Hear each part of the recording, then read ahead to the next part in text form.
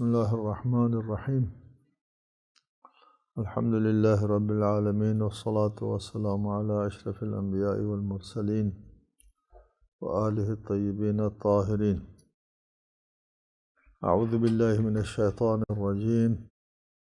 وإذ أخذ ربك من بني آدم من ظهورهم ذريتهم وأشهدهم على أنفسهم ألست بربكم قالوا بلى. یہ آیے مجیدہ تفسیر اور توضیح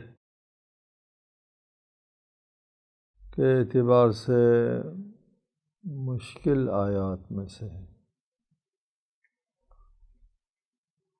اور اس میں اسی مشکل ہونے کی وجہ سے مضطرب اقوال موجود ہیں مفسرین میں، قدیم اور جدید مفسرین میں اختلاف ہے، روایات بھی متضارب ہیں۔ اس سلسلے میں اگر آپ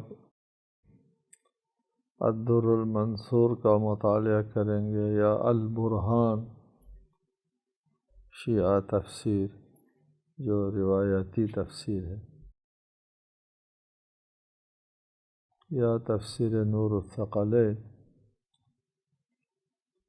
تو آپ دیکھیں گے کہ روایات بھی مختلف ہیں۔ ہم آج کی نشست میں اس آیت کے ایک سطحی طریقے سے تشریح کرنے کی کوشش کریں گے۔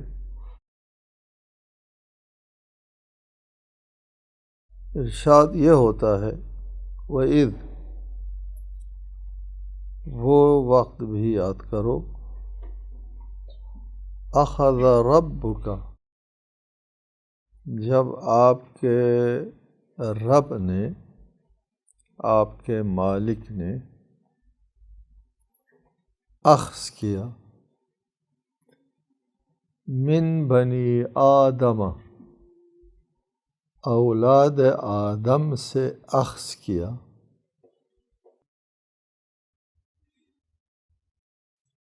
اولاد آدم من بنی آدم، اولاد آدم سے اخذ کیا، من ظہورہم، اخذ کیا ان کے پشتوں سے، اخذ کیا، کیا اخذ کیا؟ ذریتہم، ان کی نسل کو اخذ کیا۔ خود آدم سے نہیں فرمایا، اولاد آدم سے ان کی نسل کو، ذریت نسل، یہاں پر ایک بنی آیا ہے اور ایک ذریت ہے، اس کی تشریح ہم بعد میں کریں۔ آج میں نے عرض کیا ہم سطحی تشریح کریں گے اس آیت کی۔ فرمایا کہ جب آپ کے رب نے اولاد آدم سے، بنی آدم، اولاد آدم سے، من ظہورہم، اولاد آدم کی پشتوں سے، اخذ کیا، ذریتہم، ان کی نسل، ذریت نسل، اخذ کیا،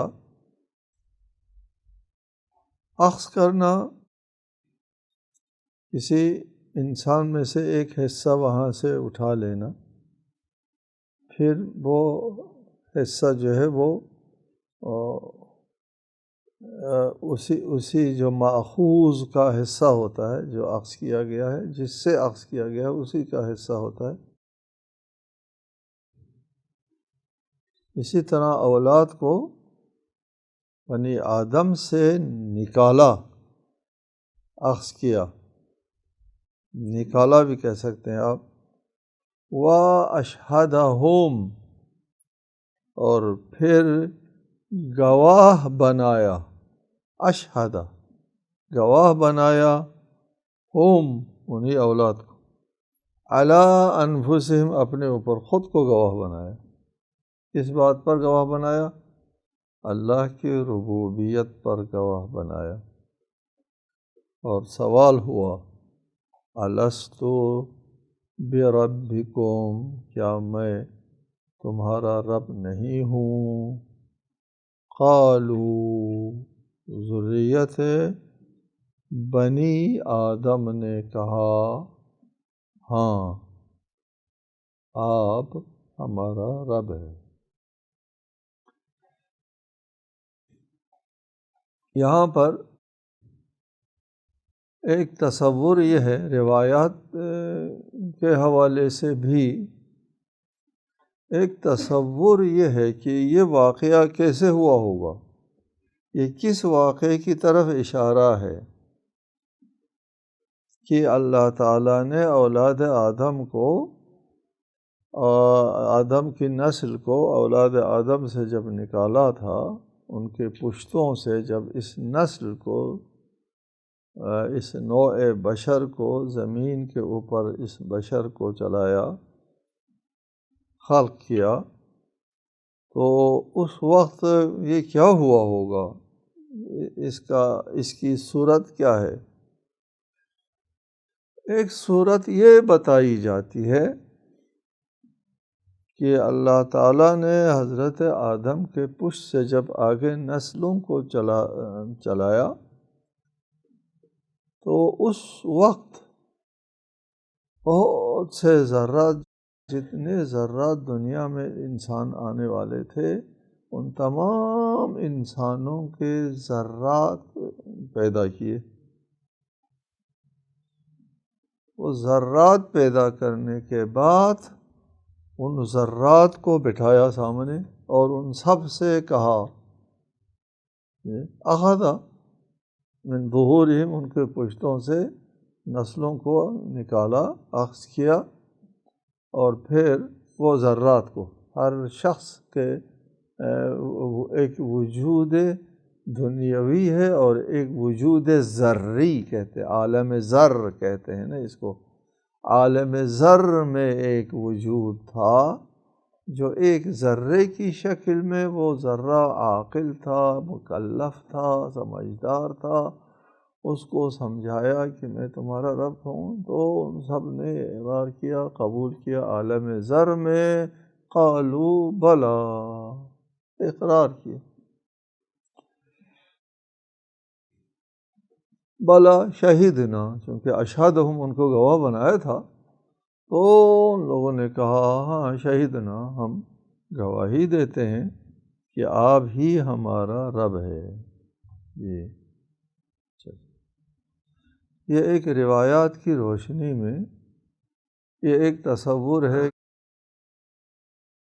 عالم ذر میں یہ واقعہ پیش آیا اور عالم ذر میں ایک وجود دے دیا گیا انسانوں کو، اور پھر ان انسانوں سے اقرار لیا گیا اور انہوں نے اقرار کیا۔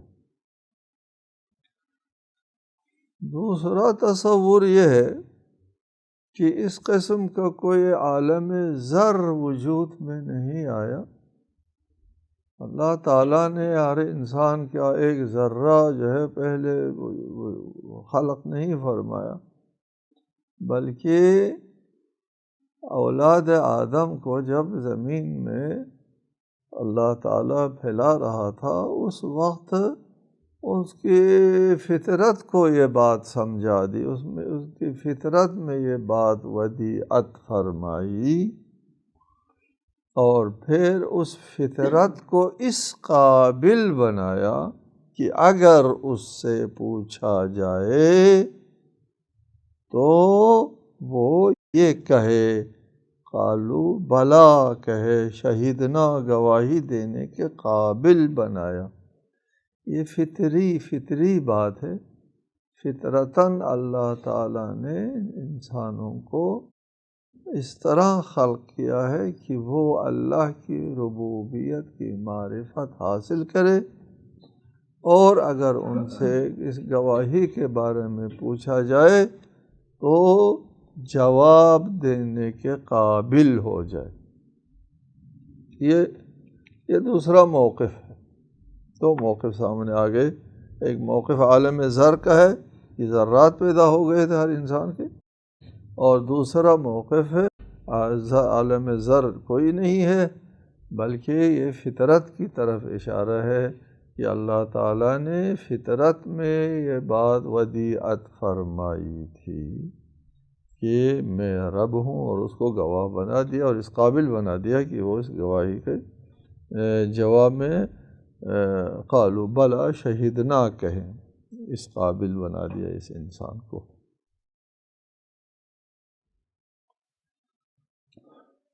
ان دونوں موقفوں کے درمیان ہم یہ موقف اختیار کرتے ہیں کہ درست ہے بہت سے روایات ہے، اس میں عالم ذر کے نام سے ذرات کا نام لیا ہے، اور دیگر روایات میں اور قرآن کی دیگر آیات بھی پیش کی جاتی ہے کہ فطرت اللہ التی فطر الناس علیہا لا تبدیل لخلق اللہ ذالک هو الدین القیم، یہی فطرت دین قیم ہے۔ یہ فطری ہے، یہ بات فطری ہے، دو موقف ہے نا، فطری ہے۔ ہم کہتے ہیں فطری جو موقف ہے اس کی طرف ہم زیادہ رجحان دیتے ہیں کہ اس سے مراد فطری ہے، فطرت ہے کہ اللہ تعالیٰ نے انسان کو خلق کیا اور اس کی فطرت میں یہ بات ودیعت فرمائی، معرفت ربوبیت، اللہ کے رب ہونے کی معرفت، کہ اللہ ہی مالک ہے، اللہ ہی ہم کو ہمارا پیدا کرنے والا، ہماری زندگی کی تدبیر کرنے والا، ہم کو موت و حیات و رزق و ممات دینے والا اللہ تعالیٰ۔ ربوبیت کا اقرار ہے، خالقیت کا نہیں ہے، بات ربوبیت کی ہے۔ ربوبیت جو ہے وہ بہت اہم چیز ہوتی ہے، اس لیے کہ رب کا معنی ہم نے آپ کو پہلے بتایا، رب کا معنی مالک ہے، مالک جی۔ رب کا معنی عموماً جو کیا جاتا ہے پرورش دینے والا، تربیت دینے والا، اس کو ہم اختیار نہیں کرتے۔ مالک تربیت دیتا ہے، مالک میں ساری باتیں آ جاتی ہیں۔ یہ ربوبیت کا اقرار لیا، ربوبیت کو انسان کی فطرت میں ودیعت فرمائی، یہ ہم اس بات کو اختیار کرتے ہیں، اور اس کے لیے ہم دیگر آیات سے بھی کمک لیتے ہیں، جیسا کہ ابھی میں نے تلاوت کی کہ فطرت اللہ التی فطر الناس علیہا، لوگوں کو اللہ نے فطرت اللہ پر خالق فرمایا ہے۔ اس سلسلے میں آج کل کی دنیا میں جب انسان نے یعنی آج کل کے انسانوں نے، تعلیم یافتہ لوگوں نے انسان کے وجود کے اندر جھانک کر دیکھا، خصوصاً خلیات کے عالم میں، سیل کی دنیا میں جھانک کر کے دیکھا۔ ابھی تحقیق کا سلسلہ جاری ہے، تو یہ بات سامنے آتی ہے کہ انسان کے اندر بہت سی باتیں ودیعت فرمائی۔ ہم کل فطرت کہتے تھے یا نفس کہتے تھے، نفس لوامہ، نفس امارہ، جس کو اللہ تعالیٰ نے خیر و شر کا الہام دیا۔ وہ اس دن میں عرض کر رہا تھا وَنَفْسٍ وَمَا سَوَّاهَا فَأَلْهَمَهَا فُجُورَهَا وَتَقْوَاهَا، بہت سی باتوں کی سوجھ بوجھ سمجھ دے رکھی ہے اس انسان کی طینت کے اندر موجود ہے. اس کو آج کل اس مسئلے کو جینیٹک مسئلہ کہتے ہیں. یہ انسان کے جین میں، سیل کے اندر جو جین ہے، اس جین کے اندر یہ ساری باتیں موجود ہیں کہ کس انسان نے شریف بننا ہے وہ بھی اس میں موجود ہے، شریر بننا ہے وہ بھی، اچھا بننا ہے وہ بھی اس میں موجود، برا بننا ہے وہ بھی اس میں موجود ہے. یہ کہ جینیٹک مسئلہ ہے کہ انسانی تخلیق میں سیل کے اندر موجود جینز کے اندر یہ ساری خاصیتیں موجود ہیں. دنیا کو پتہ چلا ہے کہ کس خصلت کا بچہ ہے، یہ وہ اس کے جین سے پتہ چلتا ہے. علم ہوتا ہے کہ وہاں یہ سارا درس جو ہے وہ ساری ہسٹری اس شخص کے سرنوشت اس کے سیل کے اندر ایک کوڈ کے اندر ملفوف ہے. اس کو کھول کے دیکھنے کی کوشش کر رہے ہیں. جی پوری سرنوشت میں موجود ہے، ایسا ہوگا ایسا ہوگا ایسا ہوگا. یہاں ضمناً آپ کو یہ بھی بتاتا چلوں، اچھا تو اگر انسان کی جینز کے اندر کا اچھا ہونا، برا ہونا، ذہین ہونا، لائق ہونا، جو کچھ ہونا، ان کی تمام خاصیتیں اگر اس کے تخلیق کے وقت اس کی جین میں اگر اللہ تعالیٰ نے ودیعت فرمائی ہے تو پھر تو وہی ہوا نا کہ انسان تو خود مختار نہ ہوا، وہ تو مجبور کر کے اس کا ایک نقشہ تیار کر کے بھیجا جا رہا ہے کہ اس کو پہلے سے لائن دے دیا کہ اس نے اچھا آدمی ہونا ہے، اس نے برا آدمی ہونا ہے، اس کی جین میں جو خاصیتیں رکھی گئی ہے جی اس کے مطابق اس نے بننا ہے. یہ تو پھر جبر آتا ہے، سائنس کی روشنی میں بھی جبر ثابت ہوتا ہے. آپ ایک سوال اٹھا سکتے ہیں، ٹھیک ہے، اس میں ہم یہ آپ کو واضح کرتے ہیں کہ انسان کے اندر فطری جو تقاضے ہوتے ہیں، فطری تقاضوں کا وجود، اس کا مطلب جبر نہیں ہے، یہ یاد رکھیں. یہ فطری تقاضے ہوتے ہیں اور جینیٹک تقاضے بھی ہوتے ہیں، ٹھیک، لیکن دونوں کی صورت میں آپ اس کو جینیٹک کہیں، فطرت کہیں، تخلیق کہیں، اور انسان کے وجود کی بافتگی جب ہو رہی تھی ان کے تار و پود کے اندر کہیں کیا باتیں رکھی گئی ہیں، اسی طرح بچہ انسان بنتا ہے کہیں، جو بھی کہیں، جبر کے حد تک نہیں ہے. ٹھیک، یہ بات بھی آپ کے علم میں ہے کہ انسانوں کو پتہ چلا ہے، لوگوں کو پتہ چلا ہے کہ 3 چیزیں فطری ہے. بیان کیا کرتا ہوں ہمیشہ، 3 چیزیں فطری ہے. ایک حب آگاہی، یہ آپ ایک چیز جاننا چاہتے ہیں، کس مقصد کے لیے جاننا چاہتے ہیں، مقصد نہیں ہوتا، ادھر ایکسیڈنٹ ہو جاتا ہے، آپ دوڑ کر جاتے ہیں کہ کس لیے، کیا کام کرنا ہے آپ نے، یہ دوڑ کر جاتے ہیں، آپ کیا کرنا چاہتے ہیں، کیا مقصد ہے آپ کا، یہ کوئی مقصد نہیں، جاننا چاہتے. کیوں جاننا چاہتے ہیں؟ وہ جاننا چاہتے جی کیا حادثہ ہوا ہے تو نقصان ہوا ہے، نہیں ہوا، انسان جاننا چاہتا ہے، یہ ان کی فطرت کا تقاضا ہے. وہ دوڑ کر جاتا ہے، صبر بھی نہیں آتا، جلدی جاننا چاہتا ہے. ٹھیک ہے. دوسری چیز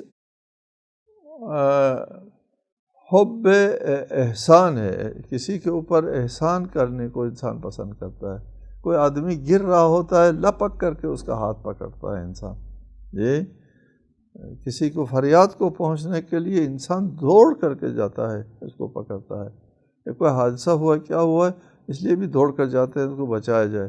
کسی کے اوپر احسان کرنا، کسی غرق ہونے والے کو بچانا، کسی مجبور کا ہاتھ پکڑنا انسان کی فطرت میں. ٹھیک ہے جی، 2 بات. تیسری بات جمالیات انسان کی فطرت میں ہے کہ ایک چیز جو ہے وہ خوبصورت ہو تو وہ آپ کو اچھی لگتی ہے. اور خوبصورت نہ ہو تو وہ اچھی نہیں لگتی ہے. بھئی اچھی نہیں لگتی ہے تو اس نے آپ کا کیا بگاڑا؟ نہیں جی، بگاڑنا سنوارنے کا مسئلہ نہیں ہے، وہ اچھی لگتی نہیں، خوب نہ لگے، یہ اس میں مفاد کا دخل نہیں ہوتا. ہم بھی اپنی عمارتوں میں اور باقی چیزوں میں جمالیات کے اوپر بہت زیادہ خرچ کرتے ہیں. جمالیات انسانی فطرت میں.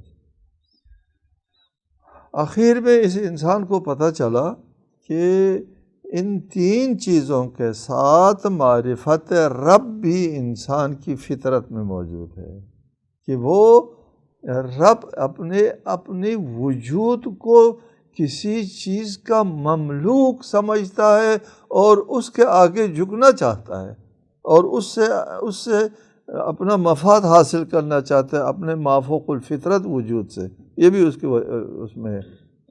اب اس کی تشخیص میں غلطی کر کے بت کے سامنے جھکتا ہے یا کسی اور کے سامنے جھکتا ہے، وہ اور چیز ہے، وہ تشخیص میں غلطی ہے. فطرت کی طرف سے تو وہ جھکانے کے لیے تقاضا کرتی ہے. یہاں یہ بتانا مقصود ہے کہ یہ دیکھو چار چیزیں فطری ہو گئی، جمالیات اور حب آگہی اور حب احسان وغیرہ. ایک شخص کے اندر یہی فطری تقاضا موجود ہے کہ دوسروں کے اوپر احسان کرے، نیکی کرے، لیکن وہ دوسروں کے خون میں اپنا لقمہ تر کرتا ہے. ظالم ہے آدمی، یہ وہ اپنے فطری تقاضے چھوڑتا ہے. فطرت میں ہونے کا مطلب یہ نہیں ہے کہ آدمی اسی فطری تقاضوں کے اوپر چلنے پر مجبور بھی ہو. نہیں مجبور، تقاضا ہے، علت تامہ نہیں ہے، جبر نہیں ہوتا. انسان کی جینیٹک میں بہت سے آپ کے مثبت منفی باتیں ہوتی ہیں، جبر کے حد تک نہیں. انسان کی خود مختاری سالب نہیں ہوتی، انسان پھر بھی خود مختار ہے. یہاں سے ہم یہ بات جو ہے ذہن نشین کر سکتے ہیں کہ انسان کے اندر جو ہے یہ معرفت رب کی معرفت جو ہے وہ انسانی فطرت میں ودیعت فرمائی ہے اللہ تعالیٰ نے تخلیق آدم کے وقت. لیکن انسان اس فطری تقاضے کو بھول جاتا ہے، منفی تربیت کی وجہ سے، منفی ماحول کی وجہ سے، یا دیگر. حدیث میں بھی ہے کہ بچہ جو ہے وہ فطرت کے اوپر پیدا ہوتا ہے، اس کے ماں باپ اس کو یہودی اور نصرانی بناتے ہیں. لہٰذا ہم یہ کہہ سکتے ہیں کہ یہاں پر یہ جو اللہ تعالیٰ نے اولاد آدم، بنی آدم سے انسانوں کی نسل شروع کی ہے، تو اس نسل کی ابتدا میں اللہ تعالیٰ نے جو ابتدائی سیل کی تخلیق فرمائی، اس روئے زمین کے اوپر پہلا زندہ سیل وجود میں آیا. یہ ظاہر ہے کہ وہ پہلا سیل، زندہ سیل پہلی بار وجود میں آیا ہے تو اس کا خالق اللہ ہے. اس لیے کہ سیل میں زندگی کہاں سے آئے گی؟ ایک زندہ سیل کیسے وجود میں بنتا ہے؟ یہ بات اپنی جگہ طے ہے کہ مردے سے زندہ نہیں نکل سکتا، مردہ چیز سے زندگی نہیں نکل سکتی.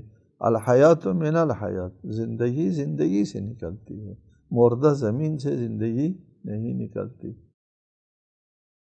لہٰذا پہلا سیل جو ہے وہ کسی مردے سے نہیں وجود، زندہ سیل البتہ پہلا جو زندہ سیل ہے وہ کسی مردہ زمین سے وجود میں نہیں آ سکتا.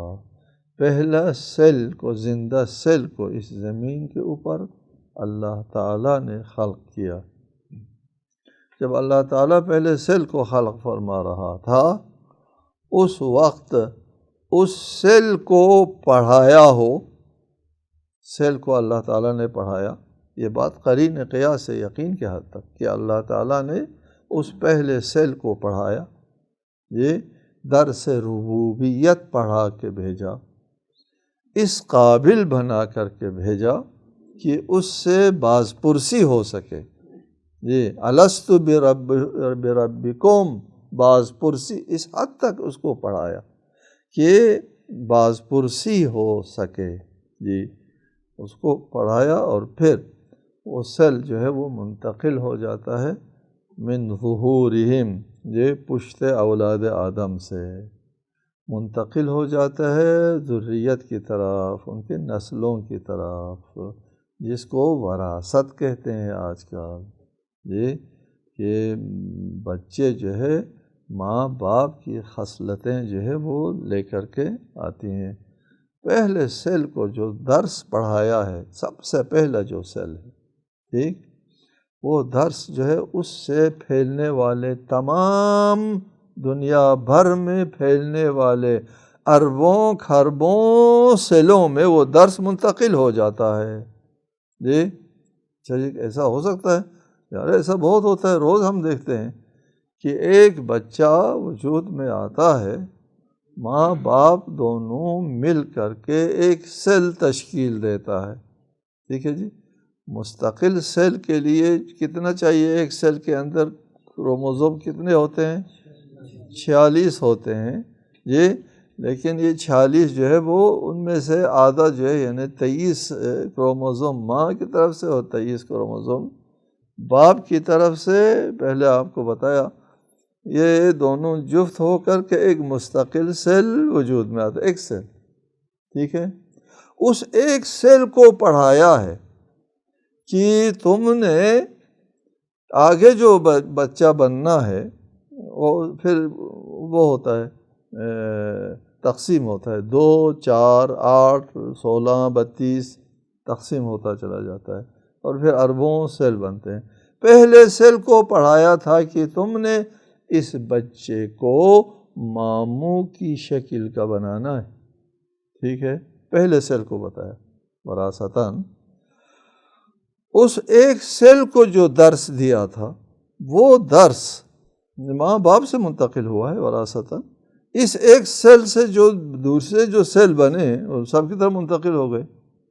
یہ اب یہ سیل جو ہے وہ 32 تک تو ہر سیل مستقل ایک انسان بنانے کا قابل رہتا ہے، 32 کے بعد پھر تقسیم کار ہو جاتا ہے۔ یہ کوئی دماغ بنانے لگتا ہے، کوئی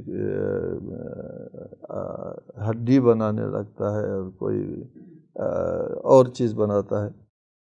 یہ مثلا کچھ سیل لگتے ہیں آنکھ بنانے کے اوپر، تو ان کو پتہ ہے اس سیل کو یہ ماموں کی آنکھ کتنی بڑی تھی۔ اور سیل کی ایک جماعت ہے جو ناک بنانے کے اوپر مصروف ہے، ان کو بھی پتہ ہے، چونکہ سب کی نسل ایک ہے، ایک سیل سے چلے ہوئے ہیں۔ ایک پہلے سیل نے جو درس پڑھایا تھا یا اس نے خود جو درس یاد کیا تھا، وہ سارا درس باقی اربوں سیلوں کی طرف منتقل ہو گیا ہے۔ تو یہ ناک بنانے والے جو سیل کے گروپ ہے، ان کو بھی پتہ ہے کہ ماموں کی ناک کیسی ہے۔ جی منہ بنانے والے کو پتہ ہے کہ ماموں کا منہ کتنا بڑا ہے۔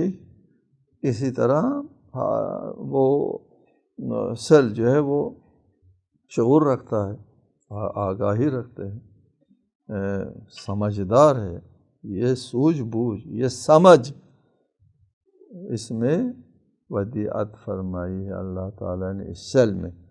وہ ہمارے ماہرین کہتے ہیں کہ سیل سے یہ شعور جب چھن جاتا ہے، سیل سے جب یہ شعور چھن جاتا ہے، اس کو شعور ہے نا کہ ماں کی وہ ماموں کی ناک کیسی، آنکھ کیسی ہے، منہ جو ہے وہ میں نے کہاں سے، ہاتھ کہاں سے نکالنا ہے، اور انگلیاں جو ہے کتنے نکالنا ہے، یہ ساری باتیں وہ اس کو پتہ ہے، علم ہے، شعور ہے۔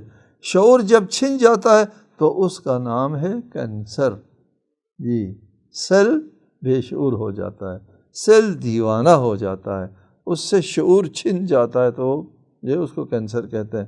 پھر وہ اس درس کو یاد نہیں رکھتا، وہ درس بھول جاتا ہے، پھر وہ نظم جو ہے درہم برہم ہو جاتا ہے، یہ ادھر سے بڑھنا شروع کرتا ہے، ادھر سے بڑھنا شروع کرتا ہے، بے راہ روی شروع ہو جاتی ہے، بیماری اسی کو کہتے ہیں، شعور چھن جانا۔ لہٰذا ہم مزید انشاءاللہ اس کی وضاحت کریں گے آئندہ۔ ہم یہ موقف کرتے ہیں کہ فطرت مراد ہے، اور فطرت سے مراد اللہ تعالیٰ نے جو ابتدائی سیل، جو زندہ سیل تخلیق فرمایا، اس سیل کے اندر یہ درس معرفت ربوبیت ودیعت فرمائی، اور پھر یہ معرفت آئندہ آنے والی نسلوں کی طرف وراثتاً منتقل ہو گئی۔ باقی آئندہ انشاءاللہ۔ السلام علیکم ورحمۃ اللہ۔